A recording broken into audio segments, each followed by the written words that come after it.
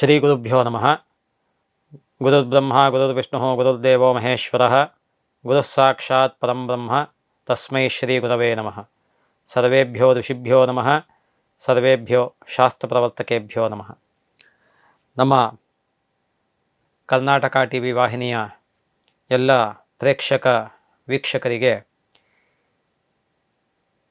ಈ ಬಾರಿಯ ಆಷಾಢ ಮಾಸದ ಒಂದು ಮಹತ್ವ ವಿಚಾರ ಅವುಗಳನ್ನು ಬಹಳ ಸ್ಥೂಲವಾಗಿ ತಗೊಳ್ಳೋದಕ್ಕೆ ಹೊರಟಿದ್ದೀವಿ. ಸಾಮಾನ್ಯವಾಗಿ ನಮ್ಮ ಈ ಸನಾತನ ಧರ್ಮಶಾಸ್ತ್ರದಲ್ಲಿ ಆಷಾಢ ಮಾಸ ಅಂತ ಹೇಳ್ತು ಅಂದರೆ ಒಂಥರ ಏನೋ ಒಂದು ಥರ ಇಡೀ ದೇಶಕ್ಕೆ ಏನೋ ಒಂಥರ ಏನಂತಾರೆ, ಈ ಒಂದು ಸೂತಕದ ಛಾಯೆ ಅಂತದಲ್ಲ, ಆ ಥರ ಅಂತ ಹೇಳ್ಬೋದು. ಯಾಕೆಂದರೆ ಯಾರನ್ನ ನೀವು ಏನೇ ಕೇಳಿದ್ರು ಕೂಡ ಆಷಾಢ ಸರ್ ಏನು ಬಿಸ್ನೆಸ್ ಇಲ್ಲ, ಹಾಗೆ ಹೀಗೆ, ಮತ್ತು ಆಷಾಢ ಶುಭ ಕೆಲಸಗಳು ಯಾವುದೂ ಇಲ್ಲ, ಎಲ್ಲ ಕೆಲಸ ಎಲ್ಲ ಬಿಸ್ನೆಸ್ಸು ಎಲ್ಲ ಫೀಲ್ಡಲ್ಲೂ ಡಲ್ಲಾಗಿದೆ, ಈ ಥರದೆಲ್ಲ ಹೇಳ್ತಾ ಇರ್ತಾರೆ. ಏನು ಇದರ ಲೆಕ್ಕಾಚಾರ ಏನು? ಆಷಾಢ ಮಾಸದಲ್ಲಿ ಶುಭ ಕೆಲಸಗಳು ಮಾಡಬಾರ್ದಾ? ಆಷಾಢ ಮಾಸದ ಮಹತ್ವ ಏನು? ಆಷಾಢ ಮಾಸದಲ್ಲಿ ಯಾವುದಾದ್ರೂ ಹಬ್ಬ ಹರಿದಿನಗಳು ಇದೆಯಾ ಇಲ್ವಾ? ಇದೆಲ್ಲವನ್ನು ಕೂಡ ಒಂದೊಂದಾಗಿ ಬಹಳ ಸ್ಥೂಲವಾಗಿ ಹೇಳ್ತಾ ಹೋಗ್ತೀನಿ. ಮೊದಲನೇದಾಗಿ, ಈ ಆಷಾಢ ಮಾಸ ಅನ್ನತಕ್ಕಂಥದ್ದು ನಮ್ಮ ಸನಾತನ ಧರ್ಮಶಾಸ್ತ್ರದ ಮಾಸಗಳ ಪರಿಗಣನೆಯಲ್ಲಿ, ಅಂದರೆ ಚೈತ್ರಾದಿಯಾಗಿ ಲೆಕ್ಕಾಚಾರ ತಗೊಂಡಾಗ 4ನೇ ಮಾಸ ಆಗುತ್ತೆ. ಈ 4ನೇ ಮಾಸದಲ್ಲಿ, ಅಂದರೆ ಆಷಾಢ ಮಾಸದಲ್ಲಿ ನಮಗೆ ಸಾಮಾನ್ಯ ಏನು ಅಂದ್ಕೊಂಡಿದ್ದೀವಿ ಜನ ಅಂದರೆ, ಆಷಾಢ ಮಾಸ ಅಂದ ತಕ್ಷಣ ಏನೂ ಇಲ್ಲ, ಆವಾಗ ಒಂದು ತಿಂಗಳು ಸುಮ್ಮನೆ ಕೈ ಕಟ್ಟು ಕೂತ್ಕೋಬೇಕು, ಏನು ಕೆಲಸ ಮಾಡೋ ಅಷ್ಟಿಲ್ಲ. ಯಾಕೆಂದರೆ ಆವಾಗಷ್ಟೇ ಗಾಳಿ ಮಳೆ ಇವೆಲ್ಲ ಶುರುವಾಗಿರುತ್ತೆ, ಅದರಿಂದ ಹೆಚ್ಚಿಗೆ ಆಚೆನೂ ಹೋಗ್ಲಿಕ್ಕಾಗೋದಿಲ್ಲ ಅನ್ನೋದು ಸರ್ವೇ ಸಾಮಾನ್ಯವಾಗಿ ಎಲ್ಲ ಜನಗಳಲ್ಲೂ ಇರ್ತಕ್ಕಂಥದ್ದಿದು. ಆದರೆ ಏನು ಆಷಾಢ ಮಾಸದಲ್ಲಿ ಇದು ಶೂನ್ಯ ಮಾಸ ಅಂತ ಕೂಡ ಕರೀತಾರೆ. ಹಾಗಾದರೆ ಶೂನ್ಯ ಮಾಸದ ಒಂದು ಪರಿಕಲ್ಪನೆ ಏನು ಅಂತ ನಾವು ಜ್ಯೋತಿಷ್ಶಾಸ್ತ್ರದ ಲೆಕ್ಕಾಚಾರದಲ್ಲಿ ನೋಡೋಕ್ಕೆ ಹೋಯಿತು ಅಂದರೆ, ಈ ಒಂದು ಶೂನ್ಯ ಮಾಸ ಅನ್ನೋದು ಸಾಮಾನ್ಯವಾಗಿ ನಾವು ಈ ಆಷಾಢ ಮಾಸಕ್ಕೆ ಇಲ್ಲ ಧನುರ್ಮಾಸಕ್ಕೆ, ಸಾಮಾನ್ಯವಾಗಿ ಡಿಸೆಂಬರ್ 16 ಇಲ್ಲ 17ನೇ ತಾರೀಕು ಬರ್ತಕ್ಕಂತಹ ಧನುರ್ಮಾಸಕ್ಕೆ ನಾವು ಹೇಳ್ತೀವಿ. ಒಂದು ವರ್ಷದಲ್ಲಿ ಆ್ಯಕ್ಚುಯಲ್ಲಾಗಿ 5 ಶೂನ್ಯ ಮಾಸಗಳು ಬರುತ್ತೆ. ಯಾವ್ಯಾವುದು ಅಂದರೆ ಮೀನಚೈತ್ರ, ಮಿಥುನಾಷಾಢ, ಕರ್ಕಿಶ್ರಾವಣ, ಕನ್ಯಾಭಾದ್ರಪದ, ಧನುಃಪುಷ್ಯ ಅಂತ. ಇದೆಲ್ಲ ಸೌರಮಾನ ಮತ್ತು ಚಾಂದ್ರಮಾನ ಎರಡರ ಪರ್ಮುಟೇಷನ್ ಕಾಂಬಿನೇಷನಿಂದ ಆಗ್ತಕ್ಕಂಥದ್ದು ಈ ಶೂನ್ಯ ಮಾಸಗಳು ಅನ್ನತಕ್ಕಂಥದ್ದು. ಹಾಗಾಗಿ ಏನಾಗುತ್ತೆ ಅಂದರೆ, ಇಲ್ಲಿ ನಮಗೆ ಮಿಥುನಾಷಾಢ ಅನ್ನತಕ್ಕಂಥದ್ದು ನಮಗೆ ಶೂನ್ಯ ಮಾಸ ಅನ್ನೋದು ಬಹಳ ಕ್ಲಿಯರಾಗಿ ಜ್ಯೋತಿಷ್ಶಾಸ್ತ್ರದ ಲೆಕ್ಕಾಚಾರದಲ್ಲಿ ಗೊತ್ತಾಗುತ್ತೆ. ಆದರೆ ಇಡೀ ಆಷಾಢ ಮಾಸದಲ್ಲಿ ನಾವು ಏನು ಶುಭ ಕೆಲಸ ಮಾಡೋದಿಲ್ವಲ್ಲ ಅಂದರೆ, ಹೌದು, ಅದು ಕೂಡ ಒಂದು. ಇಡೀ ಆಷಾಢ ಮಾಸವನ್ನು ಜ್ಯೋತಿಷ್ಶಾಸ್ತ್ರದಲ್ಲೇ ಆಗಲಿ ಧರ್ಮಶಾಸ್ತ್ರದಲ್ಲೇ ಆಗಲಿ ಮುಹೂರ್ತ ವಿಭಾಗಗಳಲ್ಲೇ ಆಗಲಿ ಯಾವುದೇ ಶುಭ ಕೆಲಸಗಳನ್ನು ಮಾಡೋದಕ್ಕೆ ಹೇಳಿಲ್ಲ. ಮುಖ್ಯವಾಗಿ ಮಾಗಾದಿ ಪಂಚಮಾಸಗಳು ಅಂತ ಹೇಳುತ್ತೆ. ಮಾಘ, ಪಾಲ್ಗುಣ, ಚೈತ್ರ, ವೈಶಾಖ, ಜ್ಯೇಷ್ಠ, ಈ ಮಾಗಾದಿ ಪಂಚ ಅಂದರೆ ಈ 5 ಮಾಸಗಳು. ಇಲ್ಲಿ ತನಕನೂ ಕೂಡ ಎಲ್ಲ ಶುಭ ಕೆಲಸಗಳಿಗೆ, ವಿಶೇಷವಾಗಿ ಉಪನಯನಕ್ಕೆ, ಇದು ಚೌಲಕ್ಕೆ ಬಹಳ ಶ್ರೇಷ್ಠ ಅಂತ ಹೇಳುತ್ತೆ. ಅದನ್ನು ಬಿಟ್ಟರೆ ನಮಗೆ ದಕ್ಷಿಣಾಯನದಲ್ಲಿ ನಮಗೆ ಶ್ರಾವಣ ಮಾಸದಿಂದ ನಾವು ಹೆಚ್ಚು ಕಮ್ಮಿ ಮಾರ್ಗಶಿರ ಮಾಸ ತನಕನೂ ಕೂಡ ಶುಭ ಕೆಲಸಗಳನ್ನು ನೋಡ್ಬೋದು. ಒಳ್ಳೆಯ ಮುಹೂರ್ತ ಇತ್ತು ಅಂದರೆ ನೋಡ್ಬೋದು, ನೋಡಬಾರ್ದು ಅಂತೇನಿಲ್ಲ. ಆದರೆ ದಕ್ಷಿಣಾಯನದಲ್ಲಿ ಸಾಮಾನ್ಯವಾಗಿ ಶಾಸ್ತ್ರದಲ್ಲಿ, ಧರ್ಮಶಾಸ್ತ್ರದಲ್ಲಿ ಏನು ಕಾಲ ಉಕ್ತಾಗಿದೆ ಆ ಕಾಲದ ಒಳಗೆ, ಆ ಪರಿಧಿ ಒಳಗೆ ಮಾಡೋದಿತ್ತು ಅಂದರೆ ಉಪನಯನವನ್ನಾಗಲಿ ಚೋಲವನ್ನಾಗಲಿ ಮಾಡಬಾರ್ದು ಅನ್ನೋದನ್ನು ಶಾಸ್ತ್ರದಲ್ಲಿ ಬಹಳ ಸ್ಪಷ್ಟವಾಗಿ ಹೇಳಿದೆ. ಹಾಗಾದರೆ ಇನ್ನು ಆಷಾಢ ಮಾಸದಲ್ಲಿ ಶುಭ ಕೆಲಸಗಳು ಅಂದರೆ ಈ ಒಂದು ಹಬ್ಬ ಹರಿದಿನಗಳು ಇದೆಯಾ, ಶುಭ ಕೆಲಸಗಳು ಮಾಡ್ಬೋದಾ ಅಂದರೆ, ಶಾಸ್ತ್ರದ ಪ್ರಕಾರ ಆಷಾಢ ಮಾಸದಲ್ಲಿ ಶುಭ ಕೆಲಸಗಳನ್ನು ಮಾಡಬಾರ್ದು ಅಂತ ಹೇಳುತ್ತೆ. ಯಾತಕ್ಕೆ ಅನ್ನೋದಕ್ಕೆ ಶಾಸ್ತ್ರ ಬರೆದ ಕಾಲದಲ್ಲೂ ಕೂಡ ನಾವು ಪ್ರಾಕೃತಿಕವಾಗಿ, ನಾವು ನೈಸರ್ಗಿಕವಾಗಿ ನೋಡ್ತು ಅಂದರೆ, ಸಾಮಾನ್ಯವಾಗಿ ನಮಗೆ ಈ ಆಷಾಢ ಮಾಸದಲ್ಲಿ ತುಂಬಾ ಜಾಸ್ತಿ ಗಾಳಿ ಇರುತ್ತೆ ಮತ್ತು ಮಳೆ ಇರುತ್ತೆ. ಹಾಗಾಗಿ ಒಂದು ಪ್ರದೇಶದಿಂದ ಇನ್ನೊಂದು ಪ್ರದೇಶಕ್ಕೆ, ಒಂದು ಜಾಗದಿಂದ ಇನ್ನೊಂದು ಜಾಗಕ್ಕೆ ಯಾವುದೇ ಒಂದು ಸಭೆ ಸಮಾರಂಭಗಳಿಗೆ ಜನಗಳು ಹೋಗೋದು ಅನ್ನೋದು ಬಹಳ ಕಷ್ಟ ಇತ್ತು ಶಾಸ್ತ್ರ ಬರೆದ ಕಾಲದಲ್ಲಿ. ಇವತ್ತು ನಿಮಗೆ ನಿಮ್ಮ ಹತ್ರ ಕಾರ್ ಇರುತ್ತೆ, ಇಲ್ಲ ಆಟೋ ಇರುತ್ತೆ, ಇಲ್ಲ ಕ್ಯಾಬ್ ಸಿಗುತ್ತೆ, ಹಾಗಾಗಿ ಇದು ಮಾಡ್ಬೋದಲ್ಲ ಅನ್ನೋ ಥರ ಇದ್ದರೂ ಕೂಡ ಆಷಾಢ ಮಾಸ ಅನ್ನೋದು ಶಾಸ್ತ್ರದಲ್ಲಿ ಯಾವುದೇ ಶುಭ ಕೆಲಸಗಳಿಗೆ ಅಷ್ಟು ಪ್ರಶಸ್ತ ಅಲ್ಲ ಅನ್ನೋದನ್ನು ಬಹಳ ಸ್ಪಷ್ಟವಾಗಿ ಹೇಳಿದೆ. ಇನ್ನು ಆಷಾಢ ಮಾಸದಲ್ಲಿ ಯಾವುದೇ ಹಬ್ಬ ಹರಿದಿನಗಳು ಇಲ್ವಾ ಅಂತ ಕೇಳ್ತು ಅಂದರೆ, ಸಾಮಾನ್ಯವಾಗಿ ಜನಗಳಿಗೆ ಸಮಾಜದಲ್ಲಿ ಆಷಾಢ ಮಾಸದಲ್ಲಿ ಏನೋ ಹಬ್ಬ ಹರಿದಿನಗಳು ಇಲ್ಲ ಅಂತ ಅಂದ್ಕೊಳ್ತಾರೆ. ಆದರೆ ಆಷಾಢ ಮಾಸದಲ್ಲಿ ಬೇಕಾದಷ್ಟು ಹಬ್ಬ ಹರಿದಿನಗಳು ಇದೆ ನಮಗೆ. ಅದನ್ನು ಒಂದೊಂದನ್ನೇ ಬಹಳ ಸ್ಥೂಲವಾಗಿ ಹೇಳ್ತಾ ಹೋಗ್ತೀನಿ. ಮೊದಲನೇದಾಗಿ ಆಷಾಢ ಮಾಸದ ಶುಕ್ಲ ಪಕ್ಷದ ದ್ವಿತೀಯ ತಿಥಿ. ಆಷಾಢ ಮಾಸದ ಶುಕ್ಲ ಪಕ್ಷದ ಪಾಡ್ಯ ಅಂತ ನಾವೇನು ಹೇಳ್ತೀವಿ, ಅದು ಆಷಾಢ ಮಾಸ ಅವತ್ತಿನಿಂದ ಪ್ರಾರಂಭ. ಆಷಾಢ ಮಾಸ ಕಾಳಿದಾಸನೂ ಕೂಡ ತನ್ನ ಮೇಘದೂತದಲ್ಲಿ ಹೇಳ್ತಾನೆ.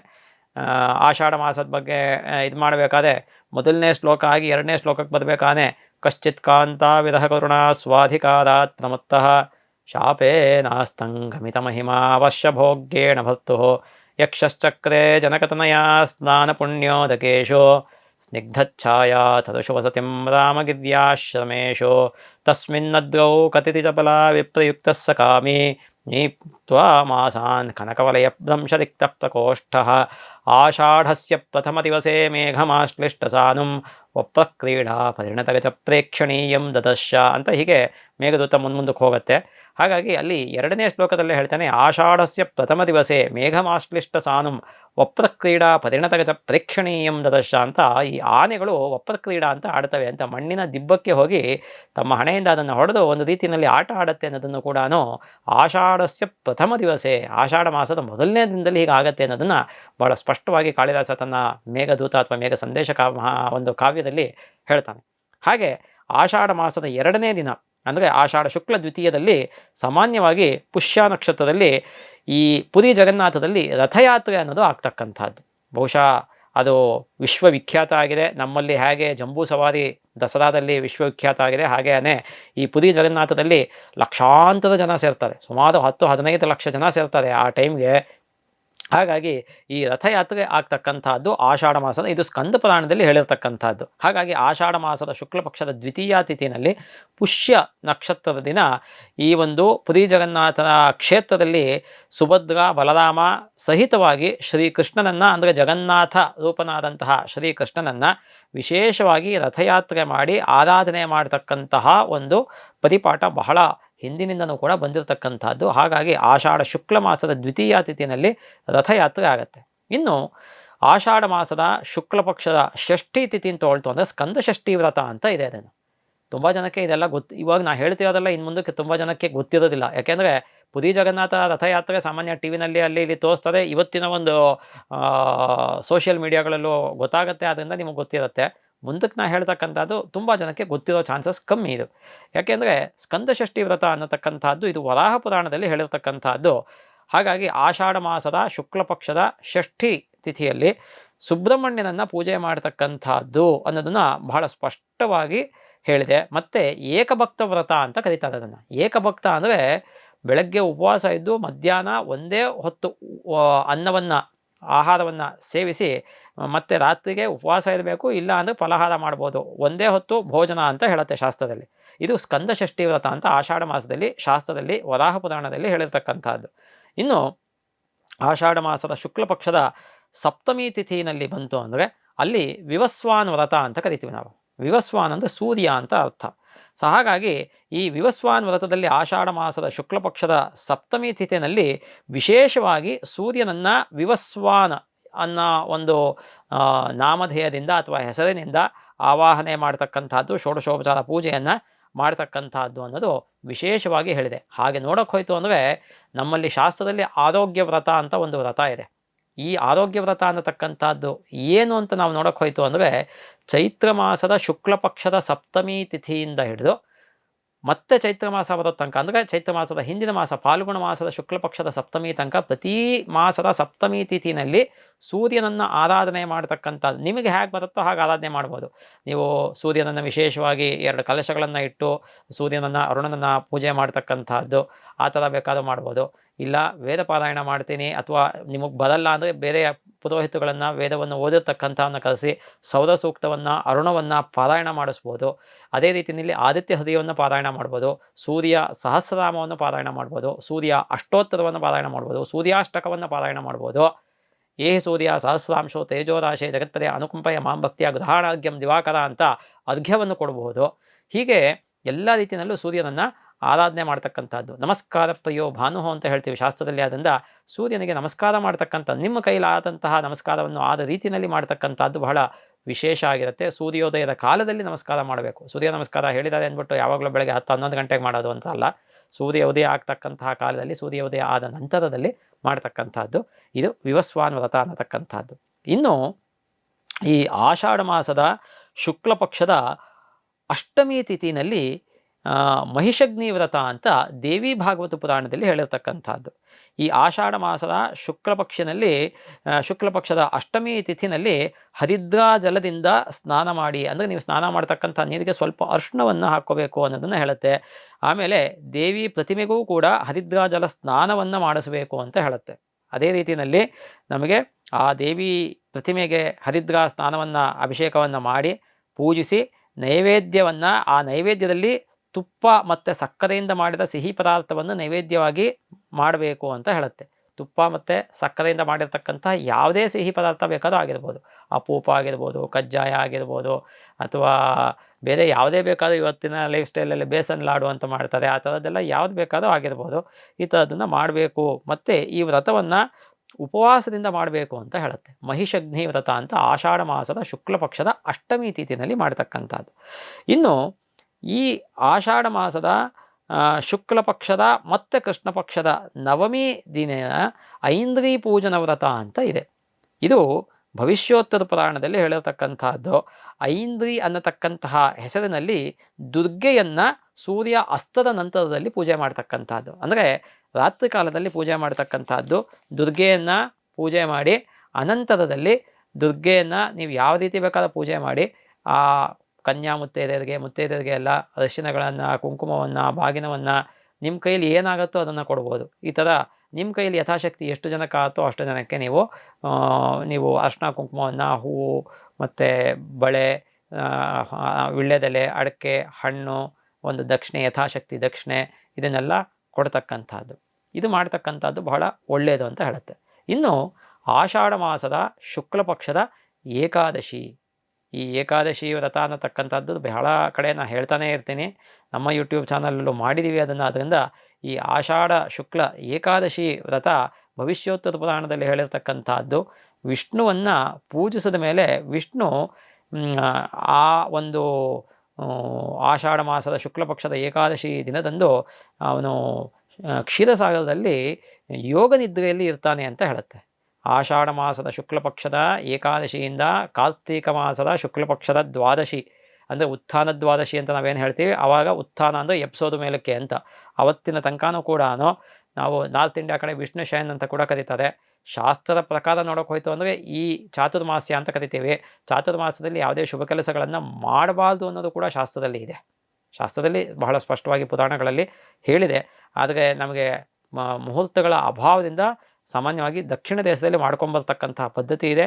ಆಷಾಢ ಮಾಸದ ಶುಕ್ಲ ಪಕ್ಷದ ಏಕಾದಶಿ ಅಂತ ನಾವೇನು ಹೇಳ್ತೀವಿ, ಆ ಏಕಾದಶಿ ದಿನದಂದು ಸಾಧ್ಯ ಆಗತಕ್ಕಂಥದ್ದು ಉಪವಾಸ ಇರತಕ್ಕಂಥದ್ದು. ಕಂಪ್ಲೀಟಾಗಿ ಉಪವಾಸ ಯಾರಿಗಿರೋಕ್ಕೆ ಆಗೋದಿಲ್ಲ, ಅನಾರೋಗ್ಯ, ದೈಹಿಕ ಅನಾರೋಗ್ಯ, ವಯಸ್ಸಾಗಿದೆ, ವಯೋವೃದ್ಧರಾಗಿರ್ತೀವಿ, ಅಥವಾ ಇನ್ನೇನೋ ತೊಂದರೆಗಳಿರುತ್ತೆ ಅನ್ನತಕ್ಕಂಥದ್ದು ಫಲಾಹಾರವನ್ನು, ಉಪಹಾರವನ್ನು ಸ್ವೀಕಾರ ಮಾಡ್ತಕ್ಕಂಥದ್ದು. ಹೀಗೆ ಮಾಡ್ತಕ್ಕಂಥದ್ದು ಬಹಳ ವಿಶೇಷ. ಅದೇ ರೀತಿಯಲ್ಲಿ ಆಷಾಢ ಮಾಸದ ಶುಕ್ಲ ಪಕ್ಷದ ದ್ವಾದಶಿ ತಿಥಿನಲ್ಲಿ ವಾಮನ ರೂಪಿಯಾದಂತಹ ಶ್ರೀ ಮಹಾವಿಷ್ಣುವನ್ನು ಪುರುಷ ಸೂಕ್ತದಿಂದ ಅಭಿಷೇಕ ಮಾಡಿ ತುಳಸಿ ಪೂಜೆಯನ್ನು ಮಾಡ್ತಕ್ಕಂಥದ್ದು ಅನ್ನೋದು ಮಹಾಭಾರತದಲ್ಲಿ ಹೇಳಿರ್ತಕ್ಕಂಥದ್ದು. ಹಾಗಾಗಿ ಆಷಾಢ ಮಾಸದ ಶುಕ್ಲ ಪಕ್ಷದ ದ್ವಾದಶಿ ತಿಥಿನಲ್ಲಿ ವಾಮನ ರೂಪಿಯಾದಂತಹ ಮಹಾವಿಷ್ಣುವನ್ನು ಪುರುಷ ಸೂಕ್ತದಿಂದ ಅಭಿಷೇಕ ಮಾಡಿ ತುಳಸಿ ಪೂಜೆಯನ್ನು ಕೂಡ ಜೊತೆಯಲ್ಲಿ ಮಾಡ್ತಕ್ಕಂಥದ್ದು ಅನ್ನೋದನ್ನು ಹೇಳಿದೆ. ಹೀಗೆ ಆಷಾಢ ಮಾಸದ ಶುಕ್ಲ ಪಕ್ಷದ ಹುಣ್ಣಿಮೆ, ಅಂದರೆ ಪೂರ್ಣಿಮಾ ಅಂತ ಏನು ಹೇಳ್ತೀವಿ, ಅವತ್ತು ವ್ಯಾಸ ಪೂರ್ಣಿಮಾ ಅಥವಾ ಗುರುಪೂರ್ಣಿಮಾ ಅಂತ ಕೂಡ ಹೇಳ್ತೀವಿ. ಹಾಗಾಗಿ ವ್ಯಾಸ ಪೂರ್ಣಿಮಾ ಅಥವಾ ಗುರುಪೂರ್ಣಿಮಾ ದಿನದಂದು ನಿಮ್ಮ ಗುರುಗಳು ಯಾರಿರ್ತಾರೆ ಆ ಗುರುಗಳನ್ನು ನೀವು ಭೇಟಿ ಮಾಡ್ತಕ್ಕಂಥದ್ದು, ಅವರಿಗೆ ಯಥಾಶಕ್ತಿ ನಿಮ್ಮ ಕಾಣಿಕೆಯನ್ನು ಸಲ್ಲಿಸ್ತಕ್ಕಂಥದ್ದು, ಸಾಧ್ಯ ಆದ ಗುರು ಪಾದ ಪೂಜೆಯನ್ನು ಮಾಡ್ತಕ್ಕಂಥದ್ದು, ಈ ಥರದ್ದೆಲ್ಲ ಮಾಡ್ತಕ್ಕಂಥದ್ದು ಬಹಳ ವಿಶೇಷ ಅನ್ನೋದನ್ನು ಬಹಳ ಸ್ಪಷ್ಟವಾಗಿ ಹೇಳುತ್ತೆ. ಯಾಕೆ ಅಂದರೆ ಇವತ್ತಿನ ಲೈಫ್ ಸ್ಟೈಲ್ಗಳೆಲ್ಲ ಹೇಗಾಗ್ಬಿಟ್ಟಿದೆ ಅಂದರೆ, ಇರೋ ಬರೋ ಸೋಷಿಯಲ್ ಮೀಡಿಯಾಗಳೆಲ್ಲ ಕಂಡುಕೊಂಡವ್ರನ್ನೆಲ್ಲ ಗುರೂಜಿ ಅಂತೆಲ್ಲ ಕರೆಯೋದಕ್ಕೆ ಪ್ರಾರಂಭ ಮಾಡಿದ್ದಾರೆ. ಆ್ಯಕ್ಚುಯಲ್ಲಾಗಿ ಹಾಗೆ ಕರಿಬಾರ್ದು. ಯಾಕೆ ಅಂದರೆ ಗುಷಬ್ದಸ್ತು ಅಂಧಕಾರ ಸ್ಯಾತ್ ಋಷಬ್ದಸ್ತ ನಿವರ್ತಕಃ, ಅಂಧಕಾರ ವಿನಾಶಿತ್ವಾತ್ ಗುರು ಇತ್ಯವಿಧೀಯತೆ ಅಂತ ಶಾಸ್ತ್ರದಲ್ಲಿ, ವೇದಾಂತದಲ್ಲೂ ಕೂಡ ನಾವು ಹೇಳ್ತೀವಿ ಅದನ್ನು. ಹಾಗಾಗಿ ಅಜ್ಞಾನವನ್ನು ತೆಗೆದು ಯಾರು ಮೋಕ್ಷಕ್ಕೋಸ್ಕರ ಜ್ಞಾನವನ್ನು ಕೊಡ್ತಾನೆ ಅವನನ್ನು ಮಾತ್ರ ಗುರು ಅಂತ ಕರಿಬೇಕು ಅಂತ ಶಾಸ್ತ್ರ ಹೇಳುತ್ತೆ. ಮಿಕ್ಕಿದಾದವ್ರಿಗೆಲ್ಲ ಅಧ್ಯಾಪಕ, ಉಪನ್ಯಾಸಕ, ಮತ್ತು ಆಚಾರ್ಯ ಅನ್ನೋದು ಬೇರೆ ರೀತಿಯಲ್ಲಿ ಅರ್ಥದಲ್ಲಿ ಬಳಕೆಯಲ್ಲಿದೆ. ಹಾಗೆಯೇ ಇನ್ನೂ ಬೇರೆ ಬೇರೆ ಪದಗಳೆಲ್ಲ ಇದೆ. ಹಾಗಾಗಿ ಕಂಡುಕೊಂಡವ್ರಿಗೆ ಗುರು ಅನ್ನೋ ಒಂದು ಪದವನ್ನು ಬಳಸ್ತಕ್ಕಂಥದ್ದು ಶಾಸ್ತ್ರೀಯವಾಗಿ ಅಪಚಾರ ಆಗತ್ತೆ ಅನ್ನೋದನ್ನು ಹೇಳ್ಬೋದು. ಹಾಗಾಗಿ ಈ ಒಂದು ಆಷಾಢ ಮಾಸದ ಶುಕ್ಲ ಪಕ್ಷದ ಹುಣ್ಣಿಮೆ ದಿನ ವ್ಯಾಸ ಪೂರ್ಣಿಮಾ ಅಂತ ಕರಿತೀವಿ ಅಥವಾ ಗುರುಪೂರ್ಣಿಮಾ ಅಂತ ಕರಿತೀವಿ, ಅದನ್ನು ಮಾಡ್ತಕ್ಕಂಥದ್ದು. ಇನ್ನು ಆಷಾಢ ಮಾಸದ ಕೃಷ್ಣ ಪಕ್ಷದ ಚತುರ್ಥಿನಲ್ಲಿ ಸಂಕಷ್ಟಹರ ಚತುರ್ಥಿ ಗಣಪತಿ ವ್ರತ ಬರುತ್ತೆ. ಹಾಗೆಯೇ ಆಷಾಢ ಮಾಸದ ಕೃಷ್ಣ ಪಕ್ಷದ ಷಷ್ಠಿ ಅಥವಾ ಸಪ್ತಮಿನಲ್ಲಿ ಚಾಮುಂಡೇಶ್ವರಿ ಜಯಂತಿ, ನಮ್ಮ ಕರ್ನಾಟಕದ ನಾಡಹಬ್ಬ ಆಗಿರ್ತಕ್ಕಂತಹ ಚಾಮುಂಡೇಶ್ವರಿ ಜಯಂತಿ ಆಷಾಢ ಮಾಸದ ಕೃಷ್ಣ ಪಕ್ಷದ ಷಷ್ಠಿ ತಿಥಿನಲ್ಲಿ ಬರತಕ್ಕಂತಹದ್ದು. ಅದೇ ರೀತಿಯಲ್ಲಿ ಆಷಾಢ ಮಾಸದ ಕೃಷ್ಣ ಪಕ್ಷದ ತ್ರಯೋದಶಿ ತಿಥಿನಲ್ಲಿ ನಮಗೆ ಪ್ರದೋಷ ವ್ರತ ಅನ್ನತಕ್ಕಂಥದ್ದು ಬರತಕ್ಕಂಥದ್ದು, ಈಶ್ವರನನ್ನು ವಿಶೇಷವಾಗಿ ಪೂಜೆ ಮಾಡತಕ್ಕಂಥದ್ದು.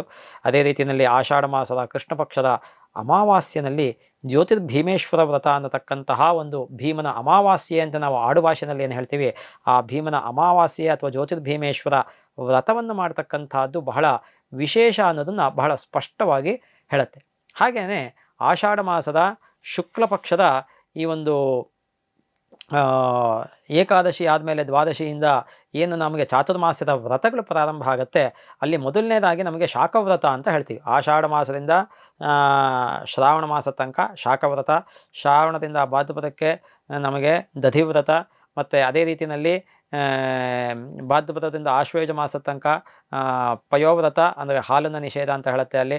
ಅದೇ ರೀತಿಯಲ್ಲಿ ಕಡೆಯದಾಗಿ ನಮಗೆ ಆಶ್ವೇಜ ಮಾಸದಿಂದ ಕಾರ್ತಿಕ ಮಾಸದ ಶುಕ್ಲ ಪಕ್ಷದ ದ್ವಾದಶಿ ತನಕನೂ ಕೂಡ ದ್ವಿದಳ ವ್ರತ ಅಂತ ನಮಗೆ ಶಾಸ್ತ್ರದಲ್ಲಿ ಹೇಳಿರ್ತಕ್ಕಂಥದ್ದು. ಹಾಗಾಗಿ ಕಾಳು ಬೇಳೆಗಳನ್ನು ವರ್ಜ್ಯ ಮಾಡಬೇಕು ಅಂತ ಅಲ್ಲಿ ಲಾಸ್ಟಲ್ಲಿ ಹೇಳುತ್ತೆ. ಹಾಗಾಗಿ ಈ ಆಷಾಢ ಮಾಸದ ನಮಗೆ ಶುಕ್ಲ ಪಕ್ಷದ ದ್ವಾದಶಿಯಿಂದ ಶಾಖವ್ರತ ಅಂದರೆ ಸುಮಾರು ತರಕಾರಿಗಳನ್ನು ಶಾಸ್ತ್ರದಲ್ಲಿ ವರ್ಜ್ಯ. ಯಾತಕ್ಕೆ ಅಂದರೆ ಆ ಒಂದು ಸೀಸನ್ನಲ್ಲಿ ಏನಾಗುತ್ತೆ ಅಂದರೆ ವಿಪರೀತವಾದಂತಹ ಮಳೆ ಇರುತ್ತೆ. ಆದ್ದರಿಂದ ಸುಮಾರು ತರಕಾರಿಗಳು ಒಂಥರ ಇವತ್ತಿನ ಲೈಫ್ ಸ್ಟೈಲಲ್ಲಿ ಹೇಳಬೇಕು ಅಂದರೆ ಅದು ಸ್ವಲ್ಪ ಪಲ್ಯೂಟ್ ಆಗಿರುತ್ತೆ. ಹಾಗಾಗಿ ಅದನ್ನೆಲ್ಲ ಸ್ವಲ್ಪ ವರ್ಜ್ಯ ಅನ್ನೋದನ್ನು ಶಾಸ್ತ್ರದಲ್ಲಿ ಹೇಳ್ತಕ್ಕಂಥದ್ದು. ಸೊ ಹೀಗೆ ನಾವು ನೋಡೋಕೆ ಹೋಯ್ತು ಅಂದರೆ ಹೆಚ್ಚು ಕಮ್ಮಿ ನಮಗೆ ಆಷಾಢ ಮಾಸ ಅಂದರೆ ನಮಗೆ ಸುಮ್ಮನೆ ಖಾಲಿ ಕೂತ್ಕೋಬೇಕು ಅಂದ್ಕೊಳ್ತೀವಿ. ಆದರೆ ಒಂದು ತಿಳ್ಕೊಳ್ಳಿ ಕರೆಕ್ಟಾಗಿ, ಆಷಾಢ ಮಾಸದಲ್ಲಿ ಯಜ್ಞ, ದಾನ, ತಪಸ್ಸು ಇತ್ಯಾದಿ ಕ್ರಿಯೆಗಳಿಗೆ ಬಹಳ ವಿಶೇಷವಾದಂತಹ ಫಲ ಇದೆ ಅನ್ನೋದನ್ನು ಈ ಶಾಸ್ತ್ರಗಳಲ್ಲಿ ಹೇಳುತ್ತೆ. ಯಾವುದೇ ರೀತಿಯಾದಂತಹದ್ದನ್ನು ಮಾಡ್ಬೋದು, ನೀವು ಮಾಡಬಾರ್ದು ಅಂತ ಇಲ್ಲ. ಆದರೆ ಈ ಆಷಾಢ ಮಾಸದಲ್ಲಿ ನೀವು ಒಂದು ದಾನವನ್ನು ಮಾಡ್ತಕ್ಕಂಥದ್ದು ಬಹಳ ವಿಶೇಷ. ನೀವು ವೈಯಕ್ತಿಕವಾಗಿ ಜಪತಪಾದಿಗಳನ್ನು ಅನುಷ್ಠಾನ ಮಾಡ್ತಕ್ಕಂಥದ್ದು ಬಹಳ ವಿಶೇಷ ಅನ್ನೋದನ್ನು ಕೂಡ ಹೇಳುತ್ತೆ. ಮತ್ತು ಸಾಮಾನ್ಯವಾಗಿ ನಮಗೆ ಆಷಾಢ ಮಾಸದಲ್ಲೇ ಕೂಡ ನಮಗೆ ಈ ಒಂದು ದಕ್ಷಿಣಾಯನ ಪುಣ್ಯಕಾಲ ಅಂತ ನಾವೇನು ಕರಿತೀವಿ, ಆ ದಕ್ಷಿಣಾಯನ ಪುಣ್ಯಕಾಲನೂ ಕೂಡ ಸಾಮಾನ್ಯವಾಗಿ ಜುಲೈ 16 ಅಥವಾ 17ನೇ ತಾರೀಕು ಬರ್ತಕ್ಕಂಥದ್ದು. ಈ ಸತಿ ಕೂಡ ನಮಗೆ ಜುಲೈ 17ನೇ ತಾರೀಕು ಗುರುವಾರ ಬಂದಿರತಕ್ಕಂಥದ್ದು. ಹಾಗಾಗಿ ಈ ಆಷಾಢ ಮಾಸದ ಒಂದು ಮಹತ್ವವನ್ನು ನಾವು ನೋಡೋಕೆ ಹೋಯ್ತು ಅಂದರೆ ಆಷಾಢ ಮಾಸದಲ್ಲಿ ಇಷ್ಟೆಲ್ಲ ನಮಗೆ ಒಂದು ಲೆಕ್ಕಾಚಾರಗಳು ಸಿಗತ್ತೆ.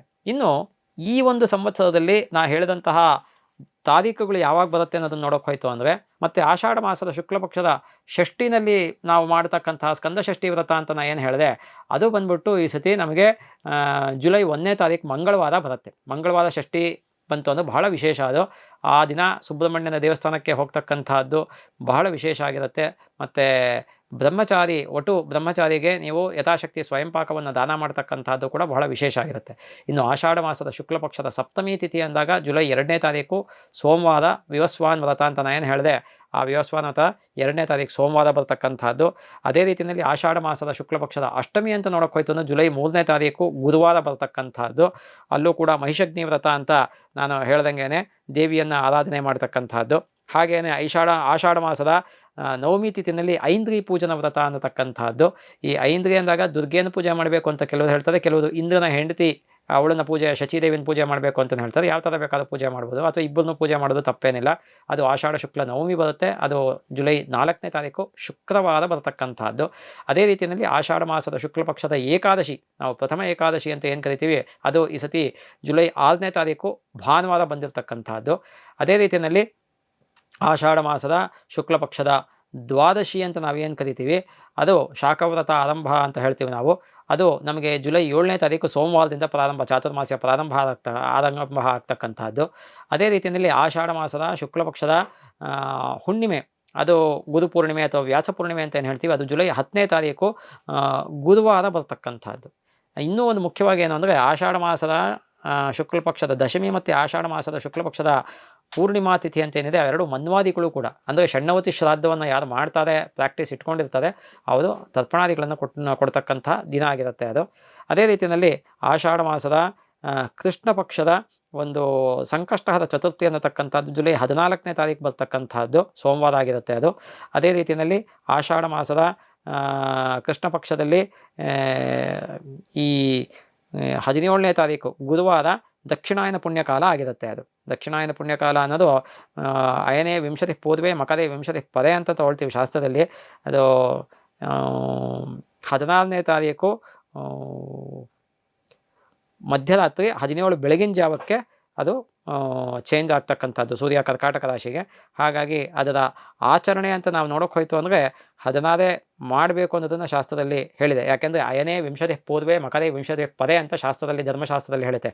ಅಯನೇ ವಿಂಶತಿ ಪೂರ್ವೆ ಅಂದರೆ 20ಗಳಿಗೆ ಮೊದಲು ಮಾಡಬೇಕು ಅಂತ ಹೇಳುತ್ತೆ. ಹಾಗಾಗಿ 16ನೇ ತಾರೀಕು ಮಧ್ಯಾಹ್ನದ ಪದ ಮಾಡಬೇಕು ಅನ್ನೋದನ್ನು ಶಾಸ್ತ್ರದಲ್ಲಿ ಹೇಳುತ್ತೆ, ದಕ್ಷಿಣಾಯನ ಪುಣ್ಯಕಾಲ. ಆದ್ರೂ ಯಾರಿಗೆ ಅಷ್ಟ ತನಕ ಉಪವಾಸ ಇದು ಮಾಡೋಕ್ಕಾಗಲ್ಲ, ಬೆಳಗ್ಗೆಗೆ ಕೂಡ ಮಾಡ್ಬೋದು. ಇನ್ನು ಆಷಾಢ ಮಾಸದ ಕೃಷ್ಣ ಪಕ್ಷದ ಒಂದು ತ್ರಯೋದಶಿ ತಿಥಿ ಪ್ರದೋಷ ವ್ರತ ಅನ್ನೋದನ್ನು ನೋಡ್ತು ಅಂದರೆ ಅದು 22ನೇ ತಾರೀಕು ಬರ್ತಕ್ಕಂಥದ್ದು. ಹಾಗಾಗಿ ಆಷಾಢ ಮಾಸದ ಪ್ರದೋಷ ವ್ರತ ಕೃಷ್ಣ ಪಕ್ಷದ ತ್ರಯೋದಶಿ ಜುಲೈ 22, ಜುಲೈ 23 ಮಾಸ ಶಿವರಾತ್ರಿ ಆಗಿರುತ್ತೆ. ಈಶ್ವರನನ್ನು ವಿಶೇಷವಾಗಿ ಆರಾಧನೆ ಮಾಡ್ತಕ್ಕಂಥದ್ದು. ಕಡೆಯದಾಗಿ ಆಷಾಢ ಮಾಸದ ಕೃಷ್ಣ ಪಕ್ಷದ ಅಮಾವಾಸ್ಯೆ ಅಂದರೆ ಭೀಮನ ಅಮಾವಾಸ್ಯೆ ಅಂತ ನಾವೇನು ಕರಿತೀವಿ, ಅದು ಜ್ಯೋತಿರ್ಭೀಮೇಶ್ವರ ವ್ರತ 24 ಜುಲೈ ಗುರುವಾರ ಬಂದಿರತಕ್ಕಂಥದ್ದು. 24 ಜುಲೈ 2025 ಗುರುವಾರ ಬಂದಿರತಕ್ಕಂಥದ್ದು. ಹಾಗಾಗಿ ಇದಿಷ್ಟೂ ಕೂಡ ಆಷಾಢ ಮಾಸದ ಒಂದು ಲೆಕ್ಕಾಚಾರ ಆಗಿರುತ್ತೆ. ಆಷಾಢ ಮಾಸದಲ್ಲಿ ಶುಭ ಕೆಲಸಗಳನ್ನು ಸಾಮಾನ್ಯವಾಗಿ ಮಾಡ್ತಕ್ಕಂಥದ್ದು ರೂಢಿನಲ್ಲಿ ಇಲ್ಲ ಅನ್ನೋದನ್ನು ನಾನು ಈಗಾಗಲೇ ಹೇಳಾಗಿದೆ. ಯಾವ್ಯಾವ ವ್ರತಗಳು ಬರುತ್ತೆ ಅನ್ನೋದನ್ನು ನಾನು ಈಗಾಗಲೇ ನಿಮಗೆ ಡಿಟೇಲಾಗಿ ಹೇಳಿದ್ದಾಗಿದೆ. ಅದರಿಂದ ಈ ಒಂದು ಆಷಾಢ ಮಾಸದಲ್ಲಿ ಸಾಮಾನ್ಯವಾಗಿ ನೀವು ಯಾವುದೇ ರೀತಿಯಾದಂಥ ವಿಶೇಷವಾದಂತಹ ಜಪತಪಾದಿ ಅನುಷ್ಠಾನಗಳನ್ನು ಮಾಡ್ತಕ್ಕಂಥದ್ದು ಬಹಳ ವಿಶೇಷ ಆಗಿರುತ್ತೆ. ಇದಿಷ್ಟು ಕೂಡ ಆಷಾಢ ಮಾಸದ ಒಂದು ಲೆಕ್ಕಾಚಾರದಲ್ಲಿ ಒಂದು ಸ್ಥೂಲವಾದಂತಹ ಪರಿಚಯವನ್ನು ನಿಮಗೆ ಕೊಟ್ಟಿದ್ದೀನಿ. ಇದ್ರ ಬಗ್ಗೆ ನಿಮಗೇನಾದರೂ ಸಂಶಯಗಳಿತ್ತು ಅಂದರೆ ನೀವು ಆ ಒಂದು ಇದರೊಳಗೆ ಕಾಮೆಂಟ್ ಮಾಡ್ಬೋದು. ಅದಕ್ಕೆ ಸೂಕ್ತವಾದಂತಹ ಒಂದು ಉತ್ತರಗಳನ್ನು ಕೊಡೋದಕ್ಕೆ ಪ್ರಯತ್ನ ಮಾಡ್ತೀವಿ. ನಾನು 86 kg ಇದ್ದವಳು 71 kg ಬಂದಿದ್ದೀನಿ. ವಯಸ್ಸಾದ್ಮೇಲೆ ಸ್ಮಾರ್ಟ್ ಆಗಿ ಕಾಣ್ತೀರಾ ಅಂದ್ರೆ ಜಿನ್ನಿ. 126 kg ವೇಟ್ ಇದ್ದು ನಾವು ಈಗ 114 kg ಲೆಕ್ಕ ಬಂದಿದ್ದೀವಿ. ಯಾವುದೇ ಸೈಡ್ ಎಫೆಕ್ಟ್ ಆಗಿಲ್ಲ. 84ರಿಂದ 50 kg ಬಂದೆ, ಆಮೇಲೆ ಸಣ್ಣಗೆ ಫಿಟ್ ಆಗಿದ್ದೀನಿ. ಅದಕ್ಕೆ ನಾನು ಯೂಸ್ ಮಾಡ್ತಾ ಇರೋದು ಜೀನಿ ಸ್ಲಿಮ್. 84ರಿಂದ 50 kg ಬಂದೆ, ಆಮೇಲೆ ಸಣ್ಣಗೆ ಫಿಟ್ ಆಗಿದ್ದೀನಿ. ಅದಕ್ಕೆ ನಾನು ಯೂಸ್ ಮಾಡ್ತಾ ಇರೋದು ಜೀನಿ ಸ್ಲಿಮ್. ಸಣ್ಣ ಆಗಕ್ಕೆ ಜೀನಿ ಸ್ಲಿಮ್ ಯೂಸ್ ಮಾಡದೆ ಹೆಲ್ದಿನೂ ಅದೇ. ನೀವು ಸಣ್ಣ ಆಗ್ಬೇಕಾ, ಹೆಲ್ದಿ ಆಗ್ಬೇಕಾ? ಹಾಗಿದ್ರೆ ಜೀನಿ ಸ್ಲಿಮ್ ಯೂಸ್ ಮಾಡಿ. ಸಣ್ಣ ಆಗೋದಕ್ಕೆ ಯಾವುದೋ ಪ್ರಾಡಕ್ಟ್ ಹೇಳ್ತಾ ಇದ್ದಾಳೆ, ಏನಾದರೂ ಸೈಡ್ ಎಫೆಕ್ಟ್ಸ್ ಇದೆ ಅಂತ ಯೋಚನೆ ಮಾಡ್ತಾ ಇದ್ದೀರಾ? ಖಂಡಿತ ಇಲ್ಲ, ಯಾಕಂದರೆ ಇದು ಕೆಮಿಕಲ್ ಫ್ರೀ. ಸಣ್ಣ ಆಗಬೇಕು ಅಂದರೆ ಜೀನಿ ಸ್ಲಿಮ್ ಯೂಸ್ ಮಾಡಿ. ಹೆಚ್ಚಿನ ಮಾಹಿತಿಗೆ ಕೆಳಗೆ ಡಿಸ್ಪ್ಲೇ ಆಗ್ತಿರೋ ನಂಬರ್ಗೆ ಕಾಲ್ ಮಾಡಿ.